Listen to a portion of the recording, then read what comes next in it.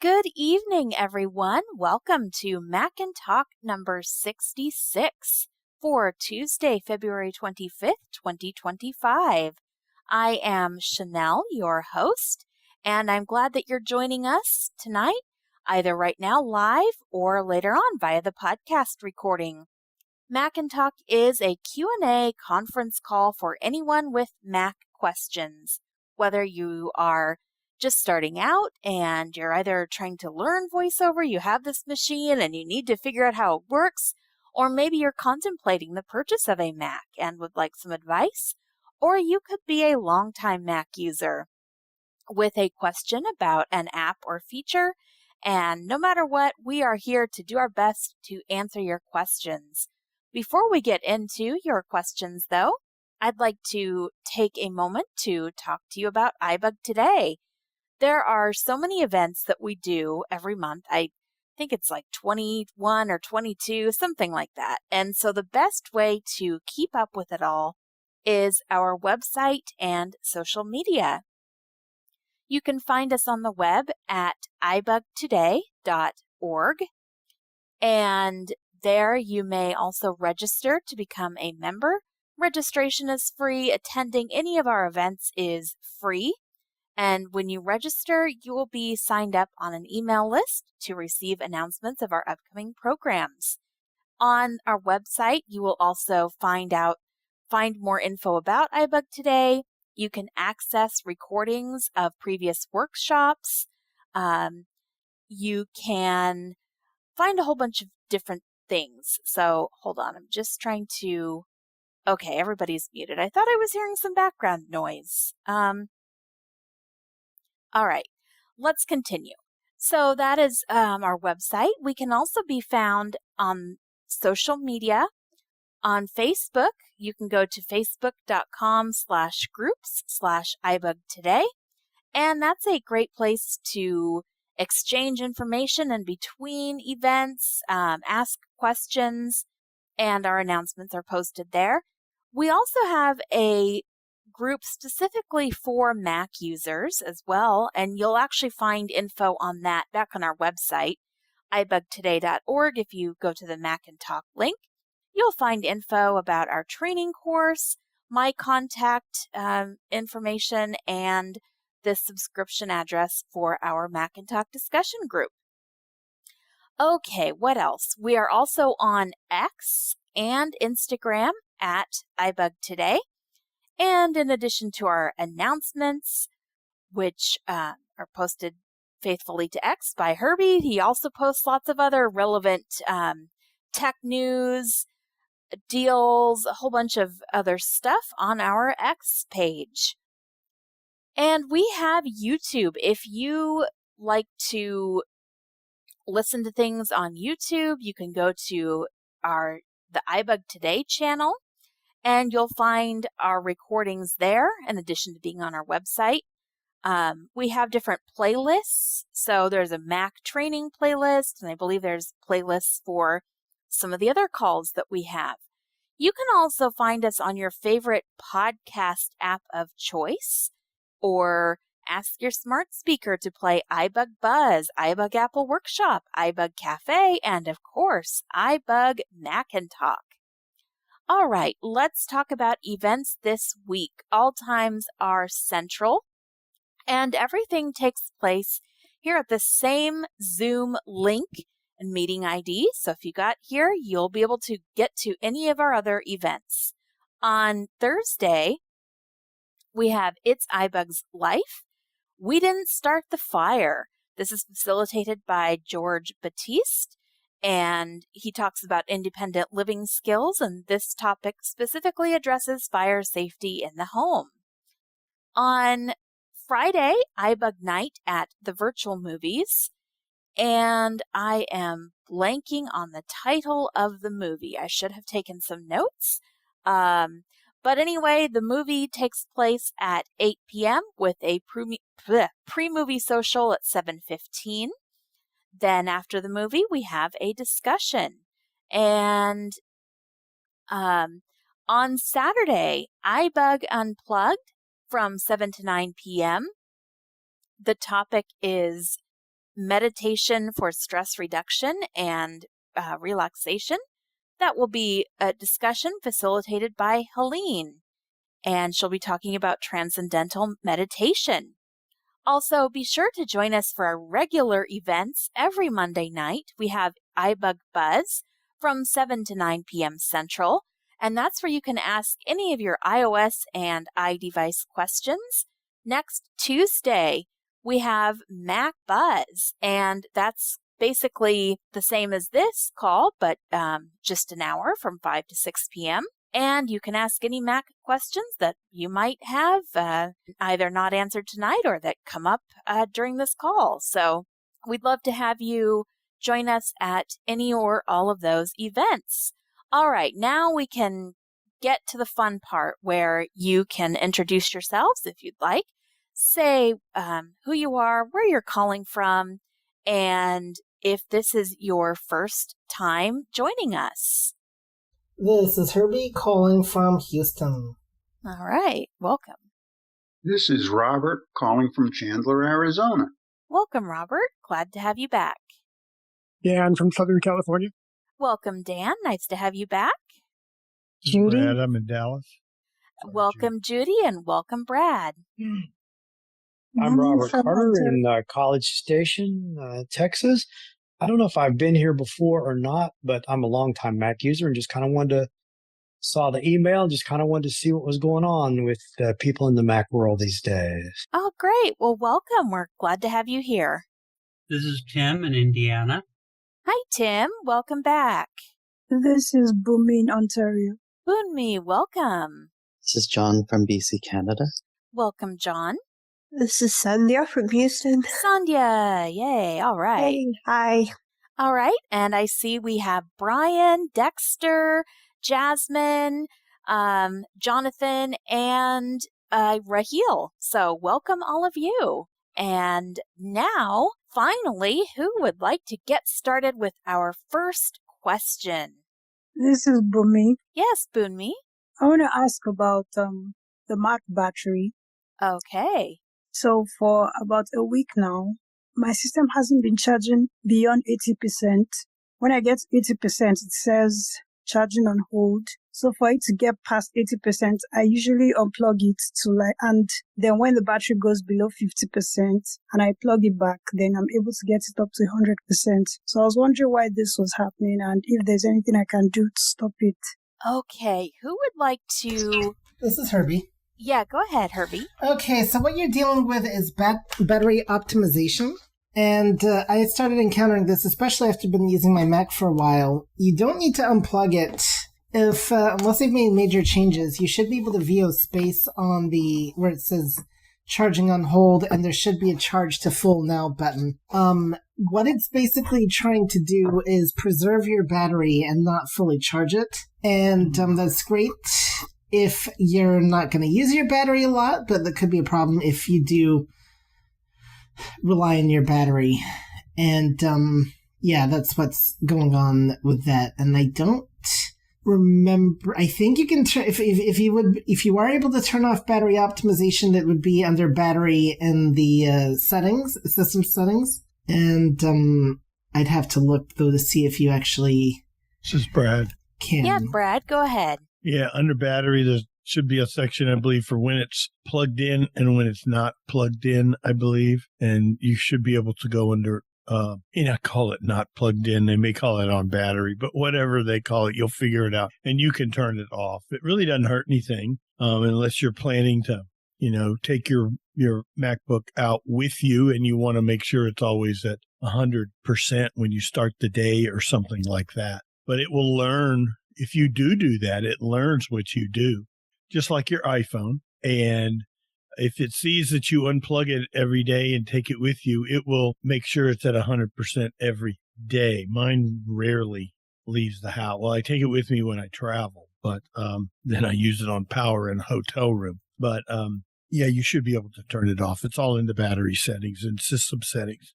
And isn't it supposed to help with the health of the battery, prevent it? So they say.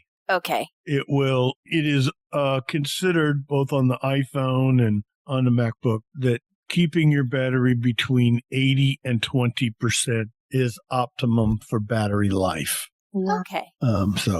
Thank Right. you. Yeah, thanks for the question. It's always good to know. Okay, who would like to ask the next question? This is Sandhya. Sandhya. This is an email question. When Okay. you're interacting with a list of email messages and then you delete one, and before I thought it would just automatically go to the next one, but now it's not doing that anymore. And I have not updated to Sequoia. And I'm going to go on mute Okay. because people are loud here. Okay. So. Okay. This is Brad. Go ahead, Brad. If it doesn't go to the next one, I don't know where's it going, like to the one before it. If you delete an email, it's going to either go to the one This is before. Herbie.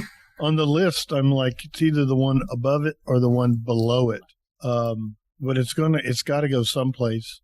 And you also can navigate your list of emails without interacting. It should react the same way no matter what you do. But it's got to go someplace. Yes. Go ahead, Herbie. So, Sandhya, just to clarify your question, are you referring to a message that you already have open and you're deleting? Yeah, Sandhya, if you're able to unmute and clarify, that might be helpful. Sorry.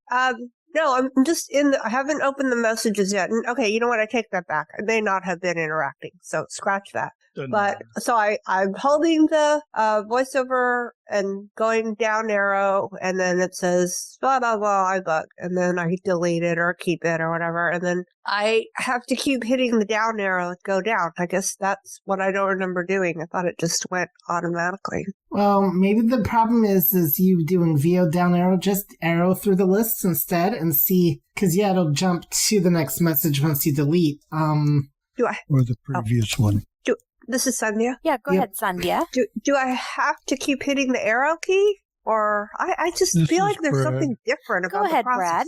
Well, I think if you interact, you need to use VO up or down arrow. Yeah.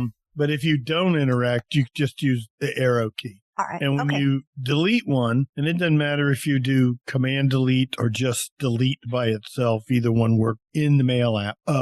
When you delete one, it's going to put your focus on the one above or the one below. I haven't paid that much attention to. I don't believe that it's always consistent. It's not. I tend to. Well, I made a smart mailbox, and I'm going from the bottom up, reading unread emails. And when I delete one, it always goes to the next, the next one on the bottom of the list. But if I'm in my inbox, I can. It's going to go your focus is going to remain on one of them. Now, what Herbie was asking. If you have an open email and you hit delete, that email is gone and you're back in the inbox list of emails. And to be honest, I believe it's got your focus pretty much where you were in the list, either the one above or the one below. It does, and I get confused because there's Thunderbird will actually open the next message, so you don't have to. But Mac Mail doesn't, so that's fine. No. But yeah. Sometimes I notice if I'm skipping around my mailbox a lot, just with the arrows, not actually opening up messages, and I delete some and then sometimes my focus will kind of go back to one previous in the list. It's not always consistent whether it goes to the next one or the previous one. Okay, thank you. Yeah. All right, good question. Who would like to go next? Who has a question? This is John. Yeah, hi, John. How do I set up my Mac so that when I open the lid, it doesn't boot up automatically? Like, I prefer just opening the lid and pushing the power button instead. Okay. Does anyone have an answer? This is Herbie. Yes, go ahead, Herbie. Yes, there actually is a way. I don't know the specifics, but if you Google it, you'll be able to find out. I do know it involves going into Terminal and giving it a specific command to disable that functionality. So, that's how you would, but you'd have to Google the exact terminal instructions. That's true. So many could you things can be repeat the done in the question? terminal. Oh, sorry. Go ahead, Brad. What were you asking, John? Yes, this is John. Yeah, go ahead, John. Yeah, I was just wondering because, when I open up my MacBook, like I lift up the screen, it automatically boots up, it turns on. And I just want to be able to just, instead of it turning on from when I raise the screen, I just want to be able to do it with the power button because, there might be instances where I don't want it to be like that. Correct. When they first introduced that feature that lifting the lid powered it up back when I had a MacBook Pro with a touch bar, and I think it was in 2019. It wasn't when the touch bar came out, but I had a 2019, and they introduced that feature. They also got rid of the chime. They brought that back. I once upon a time had a terminal command. I'd have to look and see if I still have it. Then there's no guarantee that same command works now. I did see a article on Apple Insider about this recently. And I think we had some back and forth on it on one of the iBug Facilitator lists. That there was an article about it, and I don't know if it was I didn't dissect the command to see if it was the same as it used to be. But you might search Apple Insider for that, and under terminal command to I don't know how you want to phrase it, but you want to. One other thing that the MacBook does, yes, it powers on when you lift the lid. I turned mine off for a while, and after a while, I just turned it back on. I know on my M1 Mac, and I believe it was like this on my 2019 Mac that was an Intel. Just touching any key will cause it to come on. So I understand why you might want to lift the lid, but and not have it come on. But if you're wiping it down or something, you're going to touch a key, and it's going to power it on anyway. And I don't. This is Dexter. Okay, go ahead, Dexter. On mine, if I shut the power down, if I totally power it down, it doesn't restart when I lift the lid. Huh. What do you mean by power? This is Brad. You mean go to shut down and turn it off? Yeah, if I fully shut it down, it does not automatically restart just by lifting the lid. I have to push a power button. Mine turns on. What kind of Mac do you have? How old? My newest one is a 15-inch MacBook Air, so pretty new. Yeah, it's fairly M2. new. Yeah. Interesting. Now, if I shut mine down and lower the lid and lift it up just a couple minutes later, it'll come back on. This is Herbie. Yes, Herb. One thing I will just say that I really love about the Mac Mini is it only turns on when you hit the power button. So good, Herbie. It doesn't have a lid. Just thought I'd mention that. That would be nice. Yeah. All right. Well. Robert? Oh, yes. Go ahead, Robert. Well, I've got two Macs here. I just took delivery on a new MacBook Pro M4, and I noticed I pulled up the lid and it automatically boots up. But my real old 2013 MacBook Pro, you have to hit the power. Right. You have to hit the button. So I'm not sure when they started it. Yeah. So thanks for the discussion. Now because I just unpacked this thing and starting to get it set up. So. All right. Good job. Good luck with that. Yeah, retire this old workhorse here that I had since 2013. Yeah, I know Macs last an incredibly long amount of time. We still have a 2012 Mac sitting around. Okay, so who would like to ask our next question? This is Jasmine. Yeah, hi, Jasmine. Hi, I was wondering if anybody else was having any issues, with their headings not working, to apply headings. I can do it in Microsoft Word, oddly enough, but it's not working in TextEdit or Pages. To do what with headings? I'm sorry. To apply the style, with Control Option 1, 2, 3. Okay. Yeah. Did I hear Brad? Yeah. Go ahead, Brad. I don't know about Pages, but TextEdit doesn't do styles. Doesn't do headings, I mean.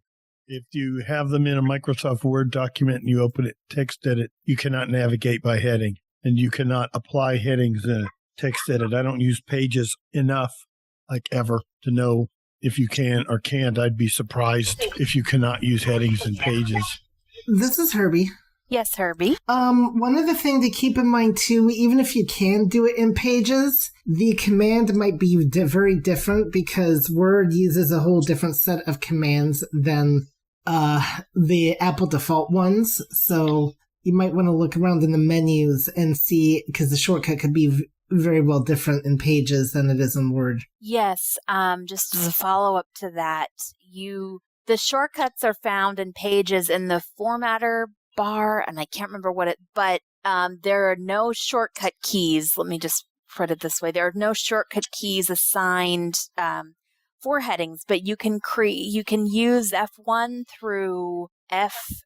I can't remember the F keys for the different styles and pages. There's a menu when you go into each style that you can assign one of the keyboard shortcuts to it. Okay. Because I use it in Word a lot, and it's like Command Option. And when I was trying to do it in Pages, it didn't work. But I thought I had done it once before. But yeah, it's a little buried in Pages. But once you can get into that menu to define your shortcut, then that'll make your life easier. All right, thanks for the question. I love having everything with headings. Very important. Okay, who would like to ask the next question? All right. Well, is anyone using anything or enjoying any aspect of using the Mac, whether it's a new app or something been using for a while and just appreciate, or? Well, I definitely enjoy using Loopback. Yeah. What is Loopback? I was using Thunderbird. Haven't been using Thunderbird on Windows recently, and it just made me appreciate Mac Mail a whole lot more because it's a whole lot easier, a whole lot more less cluttered. And, I just don't know how Windows people do it. I'm sorry, you guys, but... And I think Brad was saying something? Oh, I was giving Herbie a hard time. I thought maybe he might tell us what Loopback is. I've never heard of it. All right, Herbie, you care to enlighten anyone who might be new to... The Loopback is basically a software mixer. It lets you bring multiple sources together, so... we use it a lot in the ACB community to bridge Zoom and Clubhouse, and also stream both platforms onto ACB Media. And so it's very useful for that. And in addition, I'll use it to record Zoom, like for my cooking call and things like that. So that is essentially Loopback. All right. This is Brad. I finally did the November update today. Oh. Loopback. I had done it. It was... Okay. And I had to update ARC and other stuff. And apparently you can hear me, so it must be working fine. Yes. Yeah. It was actually, I think you had the update for, like, everybody else had updated and you just held off because... Well, it was working just fine. I kept forgetting about it. Yeah. But every time I'd open it for something, it'd remind me and it'd want to do it right then. I'm like, no, not now, later. I do notice, like, That's Robert Carter. Yes, Robert, go ahead. Yeah, I'm a big Rogue Amoeba fan myself, and I use... I'm not using Loopback much these days, but I use Audio Hijack and I use Sound Source, and it's been pretty interesting to me that that they've had quite a problem with Sequoia and their software, and I've been working with them for the last couple months, and everything's finally starting to settle down now with all of Rogue Amoeba's software, but there have been times when it's been so bad that I've, discovered that all the audio simply disappeared from my Mac. And if you're a blind person and you lift the lid, or you need to know what's going on and you have just no audio unless you restart the machine, you can't figure much out unless you have a Braille display connected to it, which I do sometimes, can do. But anyway, fortunately, Rogue Amoeba has really worked hard to resolve these problems. Part of it's been them and their code, and part of it's been Apple and bugs with Apple's core audio system. But it's getting a whole lot better now. It is, and they fixed all. This is Herbie. Yeah, go ahead, Herbie. Yeah, they fixed all the bugs that we were having with ARC. It was so bad that some of us had to downgrade for a while until we could no longer use the older Loopback. But they've now really fixed the issues to where now I don't even think about it anymore. But sometimes I'm just going to interject and say sometimes, I might run Sound Source briefly to switch sound cards or do something and then quit Sound Source because I don't know. I still would assume all the bugs are worked out, but sometimes there's a little bit of like... This is Herbie. Yeah, go ahead, Herbie. Yeah, I'm using a beta of Sound Source right now it's the most stable that I've seen, but still occasionally I do get an error that ARC Audio has closed and have to reopen it. So it's still not 100%, but it's 98% there. Yeah, and Herbie, go ahead. Yeah, so I mean, sound source does still work, but you don't want to always open, like, for instance, if you're streaming, then you're going to hear VLC twice, and because of the way it handles audio now, though the good thing about that is now if I'm on a FaceTime call, I can have my audio back, and that was an issue for a while with the loopback updates.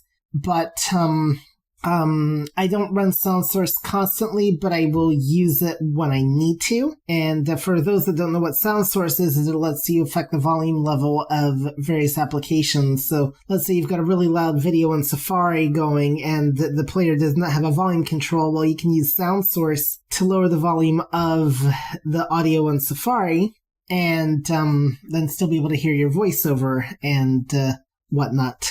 Well, I think we've been talking about audio. I know I like this topic, but we don't. Well, I'd originally switched to mail, remember? So yes, yes. This is Sandhya again. Go ahead, Sandhya.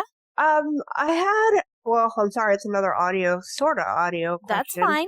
Herbie had told me a while ago there was like I forgot what the name of it is. It's like, I think it may start with L, for getting YouTube videos to make them compatible or convertible. This is Herbie. Yes. Oh, yes. Sorry. Go ahead, Herbie. Yes. The problem is sometimes YouTube has made things a lot more restrictive. So they can be a bit more restrictive. Two sources that I do use, sometimes it works, is YouTube to MP3 converter.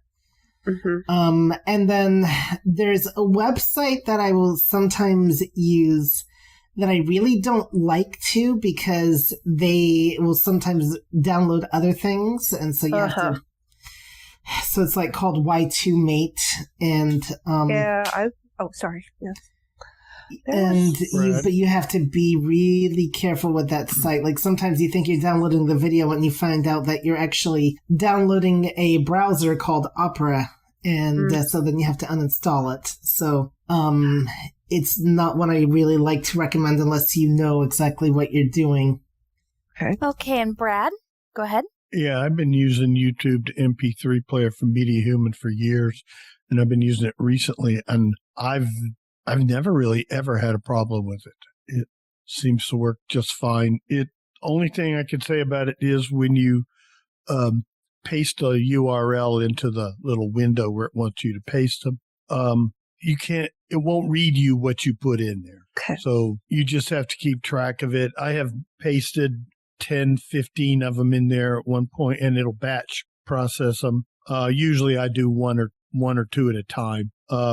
Lately I've noticed that when I do Command V, it sometimes doesn't want to paste it.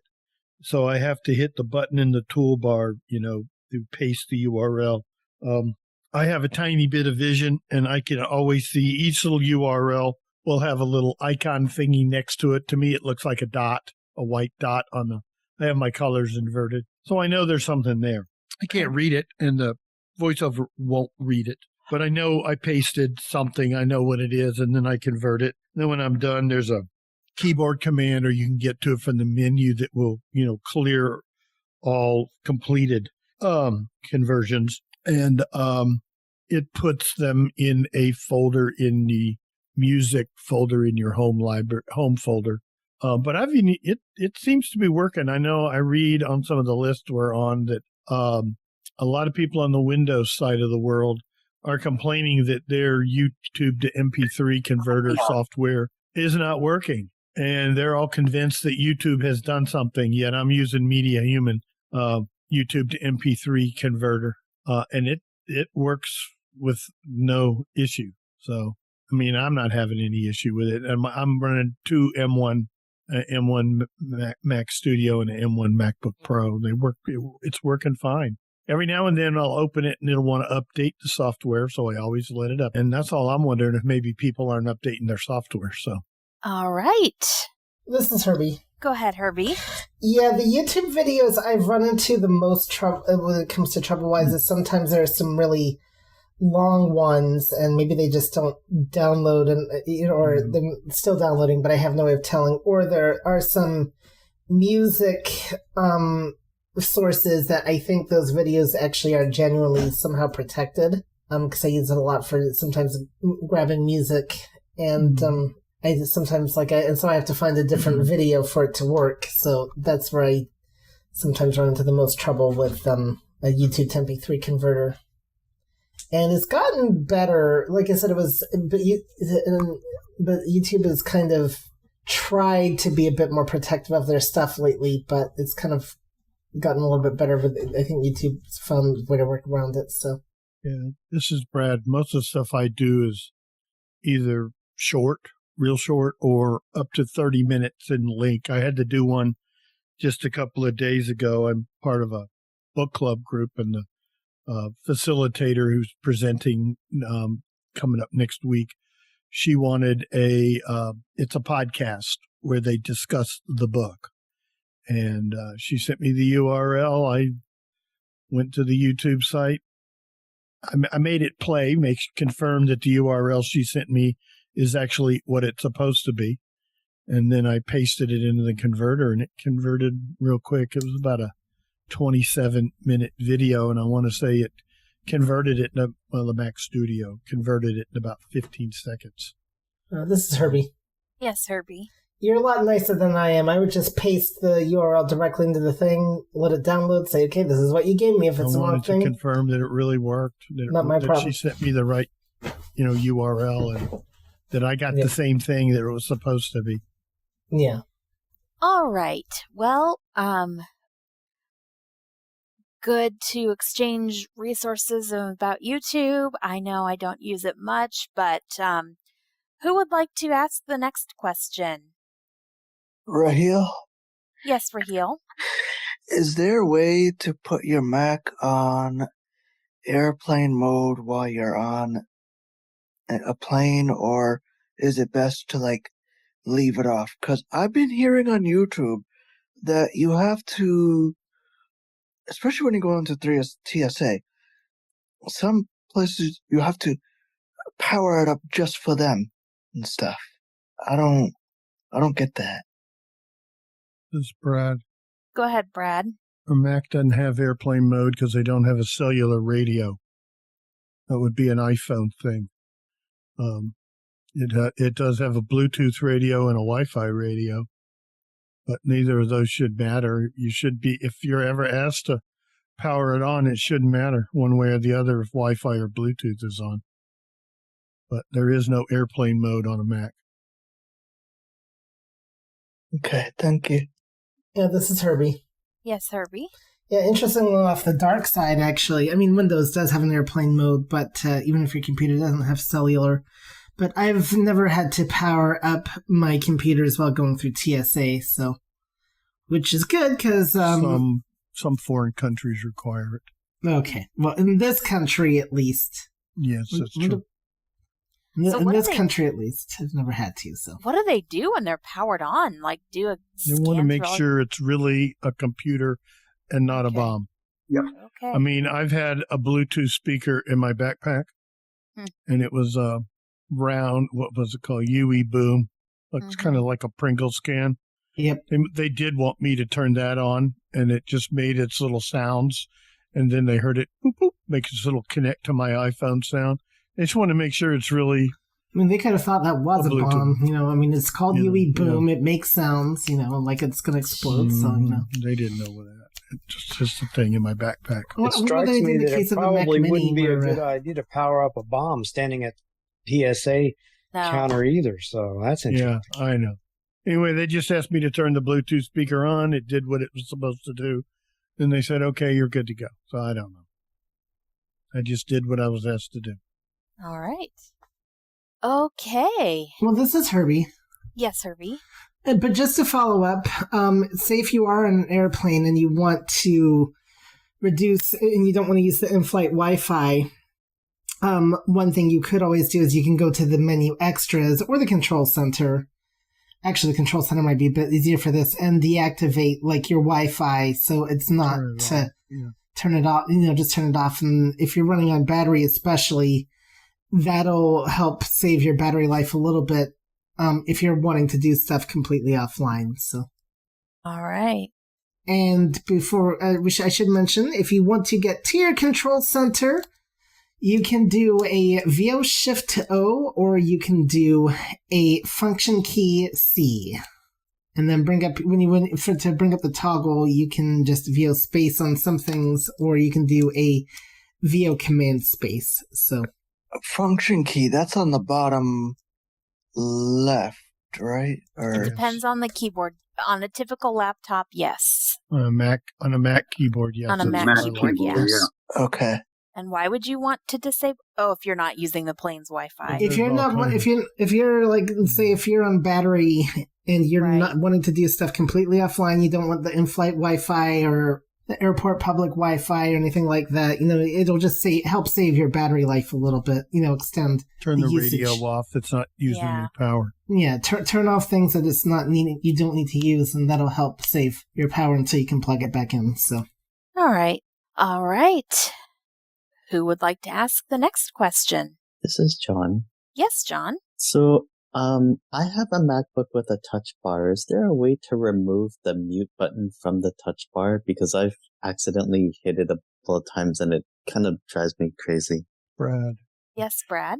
Yes, there is, but it's very, very difficult to do with VoiceOver. When I had one, there was a Siri button on the far right end of the touch bar. And there's a way to go to keyboard preferences.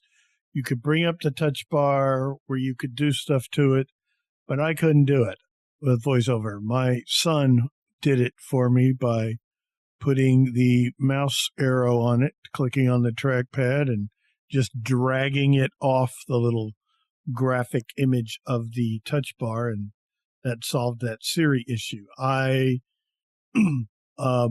would assume you could do that with the mute, but it was I never had a problem with it. Of course, I never touched the touch bar. Not most of the time that when I had a touch bar Mac, I could do everything I needed to do without ever, This is Herbie. Accessing the touch bar. Yes, Herbie. Is it possible to set a keyboard command that could at least toggle the mute and unmute, so that way when you mute it, you can just do, like, say, Control M, and it would at least unmute it? You can unmute by just changing a volume level, VO. That works and too. it's the two keys that are to the left of the backspace, or the delete key, as it is properly called. And you can do that. It's a keyboard command that they introduced several keyboard commands when they brought out the touch bar Macs, because the volume up, volume down, and mute are on the touch bar. And, it's like working with VoiceOver to use the touch bar. But they brought out the VO, equals and minus, the two keys without the shift key to the left of the backspace key, but you don't get a mute. I don't know why they didn't include a mute, but I believe you should be able to go into what used to be called Keyboard Commander, now is called Option Key Commands, and I'm sure it's in there to create a Option Key command to mute and unmute your system sound. Well, I think that's only for VoiceOver. No, system sound. I don't know. There might be one in there, is what I said, to mute it. You're right. There is one for VoiceOver sound. Right. But I'm wondering if there might be one. But see, I've never missed it. I never tried to mute, but I'm just wondering if there is one in there. But you're right. Most of those things. If you mute sorry, go ahead. There's a difference in system sound, system volume, and VoiceOver volume are separate. Yeah. But you're right. I created a keyboard command, Option Key command, to mute VoiceOver speech, because there is no native keyboard command for that. You have to turn on the trackpad command. Now they call it trackpad commands, and do the same gesture you do on your iPhone, 3-finger double tap. So just to clarify, you're saying pressing VO and the equal sign, even if the system volume is muted, that will turn it It will turn it up. either up volume up or volume down. Will cause your system volume, if it is muted, to become unmuted. Been that way on every Mac I've ever had. Robert? Yes, Robert. I'm used to using the function keys, 10, 11, and 12. That's true, but a Touch Bar Mac did not have physical function keys. Oh, that's right. The Touch Bar did away with the row of function keys. Okay. And it didn't seem to work well if you can make the Touch Bar show one of three things. You could make it show F keys. You could make it show the equivalent of hardware keys, and that's where your F 10, 11, and 12. But if you had it on function keys, because I tried it, and if you went to like F12, put your focus on it and double tap, it didn't seem to adjust the volume because that was not a F12 function. That was a hardware function that you used the F keys for.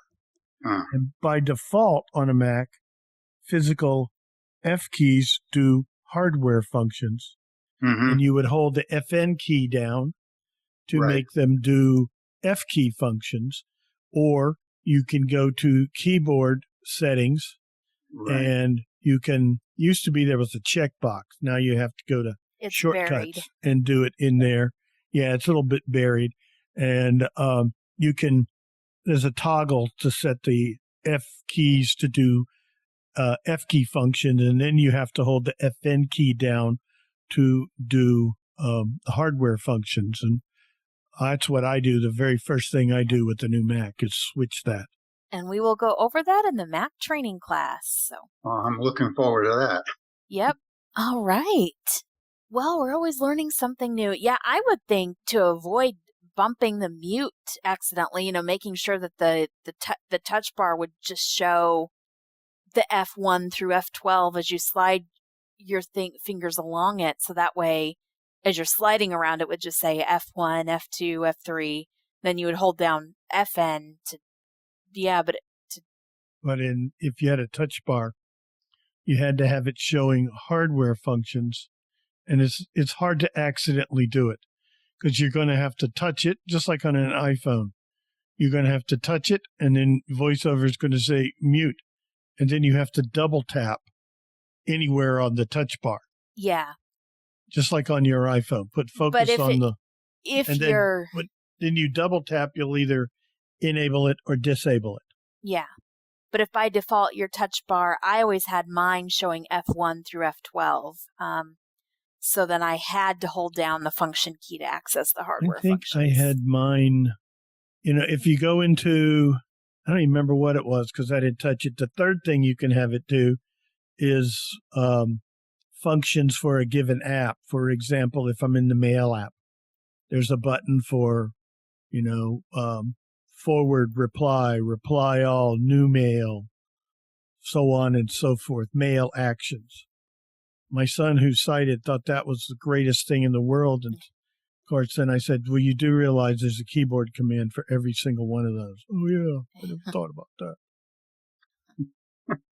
He's cursed with sight, But he sure was able to get rid of that Siri button for me. All right. Who would like to ask our next question? Raheel? Yes, go ahead, Raheel. So, if I download a book from the Bard's website for Braille, for example, to get it over to my e-reader, because I have so many things on my flash drive that I got at the Carroll Center. Fortunately, Apple gave me the adapter to do the thumb drive thing. Where would it go, and how would I get it over to my thumb drive? So you want to take a book that you've downloaded on your Mac and put it on your thumb drive? If I download a book from Bard on the Mac, how would I get it to my flash drive? It goes to your downloads folder, then you just copy it to the USB drive and then plug it into your e-reader and copy it over just like you would copy any file. Oh, okay. That's because I got so many things on my flash drive, like the Word doc and all that stuff. So Get that's what I was another gonna say. flash drive. Oh, okay. Thank you. But and if it's like the audiobooks, it gets downloaded as a zip, and you then have to unzip it, and then it's in a folder, and that's what you put on your e-reader, like I said, assuming it's the same as an audio book. Okay. I bet it is, because I bet it's a bunch of files. And it's often easier, this isn't really Mac related, but it's often easier on the e-reader just to download, when possible, directly from services like Bard and Bookshare. Not that our Macs aren't great, but, if you can minimize a step. Download it in the blink of an eye. And I don't know about the e-reader, but I have a Victor Stream, and it takes a long time. You don't have ability to have Wi-Fi, and you wanted to, if you're in your hotel room at a conference and you wanted to download stuff like that, and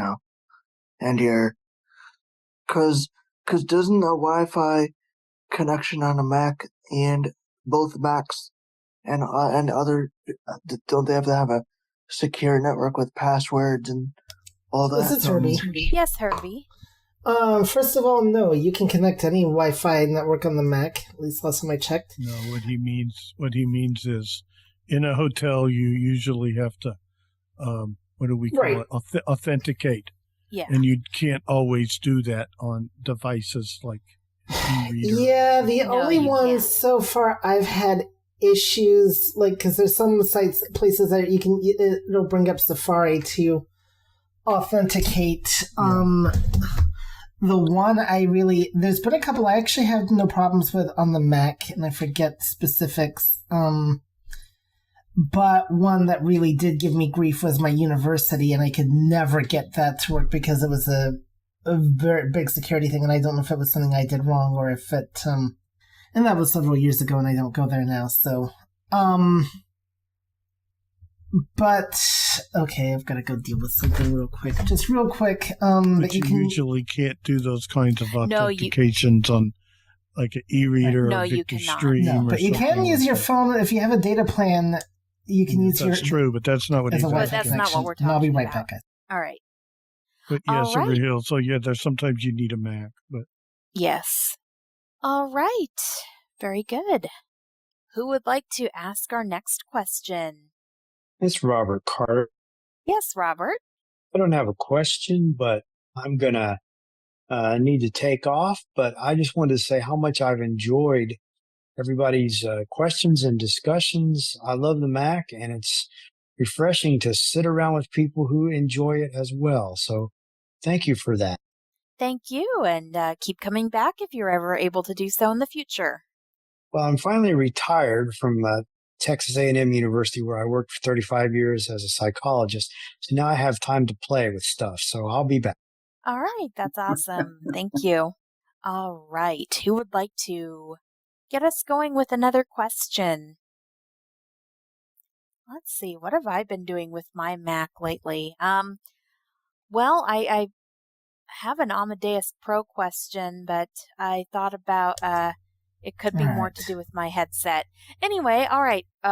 Sandy is the Amadeus Pro expert. Oh, well, yeah. She's gotten pretty good at it. That's awesome. I'm wondering if anybody else has had a bug or a problem. Maybe it's not. I don't know. Sometimes when I make a lot of edits in Amadeus, or I'm trying to select sound and do stuff, sometimes the sound will just totally go away in my headset. And the only thing I can do is, I start or turn off VoiceOver, restart VoiceOver. Whatever. Sometimes if I can, I'll try to get out of the Amadeus Pro document. But typically the only thing that works is to unplug my headset and re-plug it back in, or use Sound Source to temporarily switch to a different sound card. You said you've made a lot of edits. I don't know. Assuming that means you've placed a lot of markers. Well, yeah, I'm trying to place the marker, move the selection. I'm typically only editing, like one thing at a time, but sometimes I think if I do too much, moving forward slightly and Right. moving backwards slightly. It just says, I'm done with you. Because And I've heard Pete mention it's a good idea to clear all markers because you may lose Yeah. track of what all you've got. And so I'm No, I learning, do and that's that. one of the things he recommended, but Yeah. I haven't had enough to matter. I don't know. How much RAM is in your machine? Is it your MacBook Pro? It is. Should be a good You've RAM. got, Yeah. what, 18 gigabytes of RAM, I think? 60. Yeah, I'd have to look. It's the M2 MacBook Pro. I think that Yeah. has, yeah. I don't know if that matters or not. It depends on how Yeah. big your file is.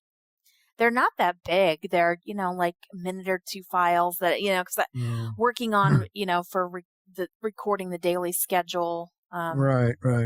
I need I was having to do something not long ago with a 5-hour file, and I just needed to basically cut it into smaller segments. And before, when I was dealing with it as it was a 9-hour file because it was a 4-hour file and the 5-hour file and that's what I was trying to do. There were two different programs that were together, and they should have been separate, but the guy forgot to reset his recording software. We went from one and then started the second. He didn't end it. He just paused it. Anyhow, it was very sluggish because it was dealing with such a huge file. And once I went to the 4-hour and however minute mark where I could cut it and split the two, it made it act normally. Yeah, that makes sense. Okay, go ahead, Herbie. I mean, one thing I do experience is, like, for instance, if I want to hold down the arrow key to rewind or fast forward, I definitely get Amadeus Pro's not responding. Right. So that could be related to what you're experiencing. Yeah, that could be. All right. Well, who knows? Who would like to ask the next question? And Herbie, you are unmuted, but This is Herbie. Yes, Herbie. So I just wanted to go back to the whole Wi-Fi thing that we was talking about earlier. So there are a couple of, I was just going to mention, like, one thing you can do is if your phone has a external data plan, you can use it as a Wi-Fi connection. And for your Mac, yeah. For your Mac. No, it works pretty well. It's not great, but... No, it is. Depends on your provider. Yep, it does. And, you need to check, like T-Mobile, I think, for instance, there's a 25 gig cap on the... Nope, I have 40 and it's unlimited, no cap whatsoever. Okay. I don't know what it... Because when I asked about it... Depends on your plan, but... It does. It is as good or better than my my home fiber internet, but I'm only paying for 300, but the bottleneck in speed would be my home Wi-Fi, which is why I don't bother to pay for 1,000. Okay, yeah. See, if you had a higher paying fiber optic plan, you would definitely notice a difference. I notice a huge difference between. Are you on Wi-Fi or Ethernet? Even with Wi-Fi, okay, like even if I just use Wi-Fi with my I mean, I do use Ethernet, but even just with Wi-Fi on Comcast, there's a huge difference between it versus using the Wi-Fi on my phone. Now, maybe if I was in like a different part of, like, say if I was in downtown Houston, would that get me a better signal? I don't know, but maybe, depends. It's very slower to like just Zoom connecting, for instance. It's like night and day on this connection versus using it on my iPhone. It can handle streaming, but there can be a little bit more choppiness. Mine's good on Zoom. It does. Oh God, what do they call it? There's Ultra 5G Ultra. Right.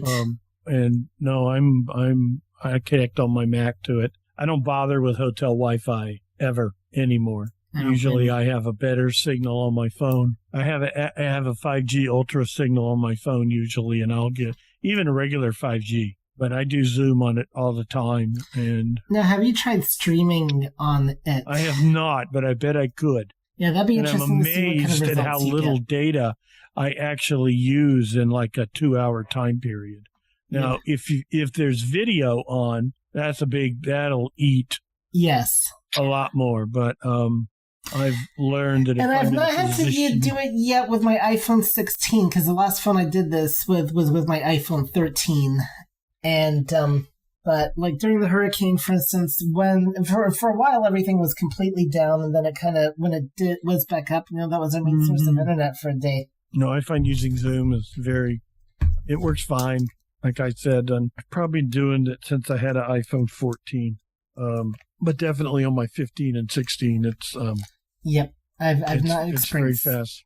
Yep, but it also occurs to me that I wonder that like if you do have the hotspot data, that's the term I'm looking for. Yes, couldn't you also then connect your ZoomX, your e-readers to your phone? Yes, you can. So you that can. would be, I do that all the time. Yeah, so that would be a source of Wi-Fi for eRaheel and whatnot. So when you're goofing off in those conferences Yes, you at the can do hotel, that if you have a mobile your cell hotspot. plan. Yeah, Provide you with one, and it's a good one.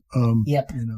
Check with your Yes, I have provider, of course. T-Mobile, and Oh, that's a good start. yep. So I used it when I was at the ACB convention in Jacksonville because I would have to, at the end of the day, go around to the rooms that had the H4E recorders in them, and where we recorded the sessions in each room all day long. And I would have to go clear those at the end of the day, copy them off the H4E connected cable, USB-C cable from it to my Mac, copy to a Dropbox folder, and then that stuff would automatically upload to the Dropbox server. And it was amazingly quick. However, I did very quickly go through my 40 gigabyte for the month allotment, and I paid to up it to 100 gigabytes for the month because I was uploading quite a bit of data every day. So, but it was pretty amazing that I was able to do that, and the hotel Wi-Fi would have been incredibly slow. One thing you could have done, though, is instead of using the hotspot data, could you have plugged the, instead of just use a thumb drive and then plug that into the computer, get the recorder, then plug the thumb drive into your phone? I could have just copied it. I could have just copied it to my Mac and turned Wi-Fi off, but then it's on my Mac, and I wanted it uploaded so that something happens, it's on the server where Right, but I was just thinking, like, if you plug the phone directly into your drive and then use the Files app to transfer it to Dropbox. Wouldn't need to because it's coming from the Zoom H4E. It's not going to my phone. Right. All right. So but I know what you're saying. Getting into. I know what you're saying. You're saying use cellular data instead of this. Yes. That would have been a possibility too. Yes. Anyway, we can move on. Kind of getting into the weeds a little bit there, so we're talking about how you can work around, restrictions that your provider. This is my point was that the hotspot data was fantastic. Yeah, it was fast. Like when that works out. Okay, who would like to suggest the next topic or question? Well, this is Herbie. Yes, Herbie. Not that it's Mac related, but some of us do use them with our Macs. But the Lightning AirPods Max got a firmware update this week. Oh, it wasn't anything significant, but it was notable to where they mentioned it on the website. So where'd you read that? On did that come out today? Yes. Later? Okay. It's like 6.5 points something. It's a very small update. Nobody knows what it fixes. It fixes bugs. And Apple's not. I'll have to look at that. No. It means I have to go pair them with. Well, they're technically connected to all my Apple, but I need to go actually connect it to the phone and then put it in its case, and it'll update. Yep. I don't think it connects if it's up to. I'll look. I will go look and see when it's on. I don't remember the last time they got an update of any kind. Raheel and... Yes, Raheel? I don't remember if there was any updates for the month on my MacBook or not, but I think I updated. 15.3.1 is the newest for the Mac. Yeah, and I think that I came must out have a week or updated. two ago. Yeah, several weeks ago, maybe almost a month. Okay. Oh, okay. It's been a while. I don't know how long. But 15.3.1 is the most current up to date. So when the Mac updates, so it shuts down and then starts back up again? Is that what it does? Yes. Mm-hmm. Okay. Yeah, I don't like that because it doesn't help us because It doesn't hurt anything. That's what it needs to do. It doesn't hurt anything. It downloads it. It does the install. It has to shut down and then finish the install after shutting down. It doesn't hurt anything. Okay. Always concerned about my files or whatever I'm doing and stuff. Close everything before you start the update. Okay. But that doesn't seem to matter either. But I always do it. I close all programs, close all files, have nothing running except system settings. And it's Command Q, right? For all of that? For what? For closing, for close all? No, you have to close every application one at a time. Oh, it's like Command Q is quit. I know that. It quits an application, but you have to quit each application one at a time. Okay. Unless you just pull the plug. Yeah, but then they might come back up. Unless you uncheck the box, I unchecked whatever. the box when the computer was brand new. So yeah, because I don't like them to boot up and Neither they all do come I. back. Yeah, I did that when I shut it down when it was new. So yeah. But that is a good point. Aside But from the if function you keys have a thing, bunch of stuff open and you do an update, whether or not you've unchecked that box, everything that was open will come back because updating restart is different. Also, I was reading an interesting article, and I have always done this. After a software update, I then shut it down. After it restarts and everything, I then do a regular shutdown, not a restart. I try to. A full shutdown.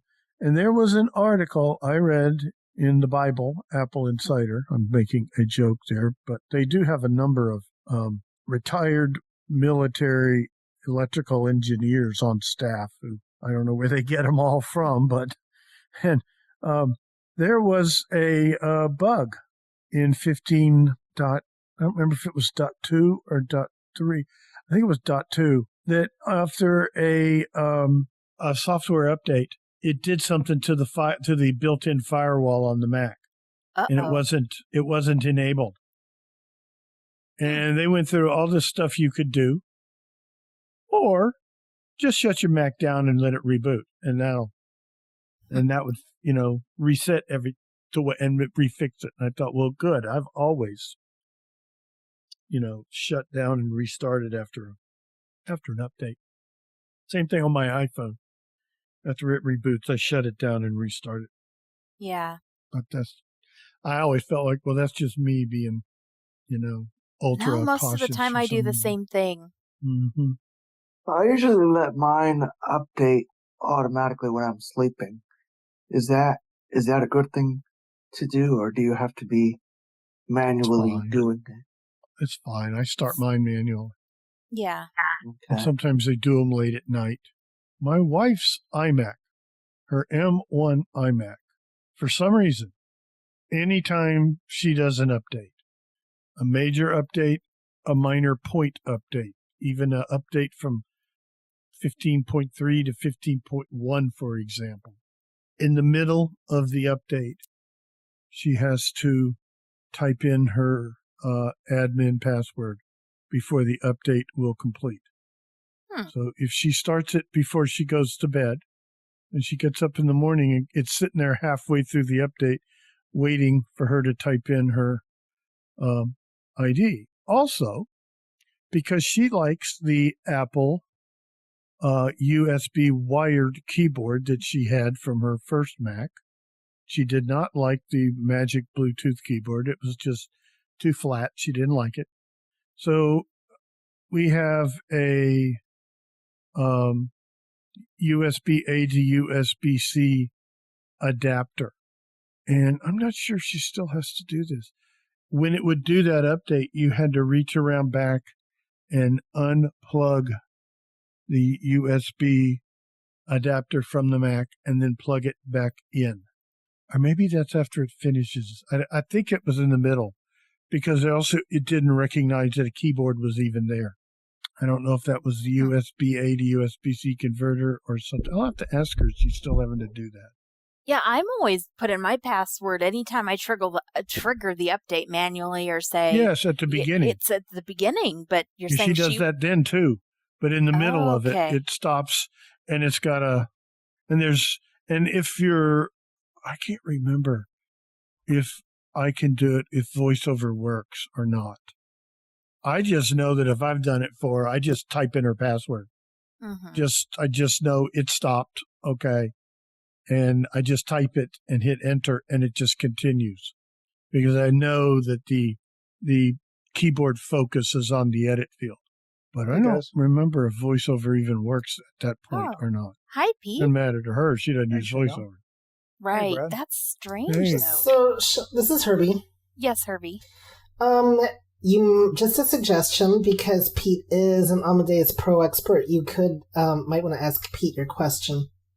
Just a thought. Well, we've spent time on it. We're not getting any new questions. I came in with my own issues. Okay, well, let's deal with, do you have a question? Issues. I mentioned this once before, and I think whoever heard me didn't really know what I was talking about. I've had a major issue going on today. I was editing my iBug Buzz that I did last night. It's a 2-hour audio file, 2-hour recording. And I got done with it. This is right about the time Brad called me, and and I got done with it, and I tried to save it, and I got an error message that says my application storage has been depleted or is used up, or the RAM that the application. Interesting. It said application though. With my storage, I looked in my my Mac settings, and it says I've got only 202 gigs out of a terabyte. You got 202 gig. You got 80% of your your SD. No, I've got 202 used. I've got 800 free. Oh. Well, I'm wondering. Either way, I've got enough. I shouldn't be getting those types. No, you shouldn't. And I'm wondering if it has to do with application storage. Which if your different. Application is limited to only so much. Again, you said it was only a 2-hour file. This is Herbie. Yeah, but I know it's a problem. It's bugging the hell out. The heck out of me. I know I've been in the advanced settings in Amadeus, and there is or maybe not even advanced, but there's something called temp files, and you can choose the volume where those are stored. Does that make any difference? That might.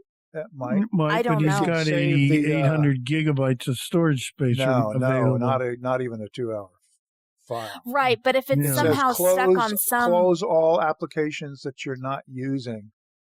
Well, that would be true, yes. And I did. So the only thing I had open was Mail and Amadeus Pro.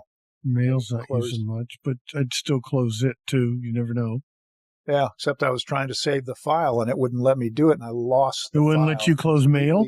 No. Amadeus.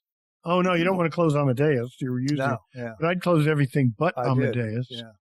This is Herbie. Yeah, go ahead, Herbie. I'll tell you where I've run into a similar issue once where I could not save stuff, and it was actually not Amadeus, but TextEdit, where I ran into a similar thing. And fortunately with that, I could just copy and paste into another file and solve that problem. But and that was on my older Mac. But two thoughts I have. First of all, when you're getting this, is it right when you do Command S to save, or when you are hitting the save button? No, just Command S. Okay. And then once it started, it actually popped up. This is really weird, too. It popped up in a force quit dialog. And it was bouncing me back. I couldn't even land my voiceover on any one particular element. It just kept popping me back and forth from the force quit to... Did you try closing the force quit? Yeah, I did close the force quit. Yeah, I hit the cancel. and close that. Well, I know, but you can also. Did it bring you back to the main file? Well, I've found sometimes a VO left arrow all the way to the close button and close it. No, I didn't try that. This is Herbie. Okay, go ahead, Herbie. Did it bring you at all back to the main Amadeus window with the file? Yeah, at one point it did. So one thing you could have tried, I would have tried, is I would have done a select all and copied and pasted it into a new file. I was just about to suggest that. And see if it would let me save that. Brad, well, your dog room and I are agreeing on something. So. Okay, let's refrain from whatever. Because I was thinking that when you said the same thing when you had to issue a text edit. Yes. You just did Command A, Command C, paste. In my case, I think I used Pages or Microsoft Word. Okay, though, you used a different app, yeah. Yes. Unfortunately, this happened as I was leaving for dinner, so I left the file open. And when I came back, my machine was hosed up, and by the time I got out of it, I couldn't the file had closed for some reason. It was in my Dropbox where Julie had put it, and I couldn't open it. That's the other issue. Get it out of Dropbox. Yeah. Don't work with stuff that's in Dropbox. This is because the problem is Dropbox is going to want to be updating stuff.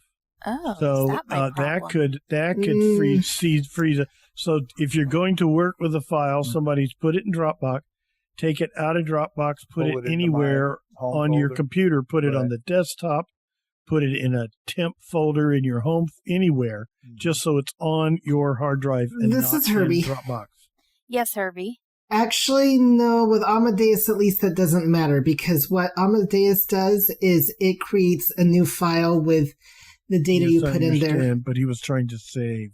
I know, but hold on, let me finish. So when you're working in Amadeus Pro, you're actually not working with the original file. And I know this because I've done things like I've pasted a file into Amadeus, then I've deleted the original and the file is still there because there's some... what I was going to suggest, though, is I don't think Dropbox is the problem, but one thing I always do when I'm editing stuff is I am constantly saving as I go along, because that way, A, it's saving in much smaller increments. B, if anything like that happens, then I lose a whole lot less than when something happens. So I will constantly, with those iBug demos, I'm constantly saving my work, and then... And I usually do that, but for some reason... Nonetheless, and when you don't, started when you tried to save and the file was in Dropbox, I'd say take the file you're going to work with out of Dropbox and put it on your... I've never... Save that if that makes any difference. I mean, it's worth trying, but I will tell you, because I work in Dropbox all the time, and I've never had an issue. Dropbox is pretty stable, but it's trying to because it can't because it's not seeing what you're doing in Amadeus. Where do you think I can until look you save to see what my application memory looks like? An app then my next suggestion was going to be clean my Mac. You can look in. I looked under the about this Mac, and it gives you that's where it's going to. There's Activity Monitor. Activity Monitor. Thank you. That's going to. And how much RAM do you have on your machine? 16 gig. Yeah, this should be plenty. Because that's where it is. It's more so in there than on your hard drive, your SSD. This is Herbie. Yes, Herbie. My thought, though, is what I was actually another solution I was thinking of, and I'd probably do this still, is get an application like Clean My Mac, because it can go through and delete a lot of junk. That is true. Yep. And it can do a free up RAM and some other stuff. Yeah. Well, I would imagine Amadeus Pro is making a lot of temp files and so things that that don't necessarily get cleaned up. There's also something in Amadeus in the advanced about you can allocate the amount of RAM that's used for Amadeus. But, Chanelle, what I think your point was the first time you mentioned in the advanced settings, you can list the quality of of the MP3s you want to save. It can be 1 through 5. 5 being the highest quality MP3, meaning the highest sample rate and all that stuff. Better quality. Right. No, MP3s. I wasn't talking about that. I was talking. Oh, okay.